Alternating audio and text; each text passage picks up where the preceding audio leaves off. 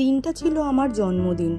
এখানে আমার মা সকাল সকাল অনেক কিছু রান্না করে আমাকে এইভাবে প্লেট সাজিয়ে দুপুরে খেতে দিয়েছিল। তারপর সন্ধ্যাবেলা দিদি আমার জন্য সুন্দর করে ঘর ডেকোরেশন করছিল, আর আমার এই বোনও চলে এসেছিল। তারপরে আমি একটু সাজগোজ করে নিয়েছিলাম, সিম্পল সেজেছিলাম। আমার জন্মদিনটা গরমকালে, তাই আমি বেশি সাজি না। অল্প কিছু সেজে নিয়ে বাড়ির লোকের সাথে একটু আশীর্বাদ আর কেক কাটা হয়েছিল। এই কেকটা আমার একজন পাঠিয়েছিল। তারপর প্লেট সাজিয়ে মিষ্টি আর পায়েস দিয়েছিল।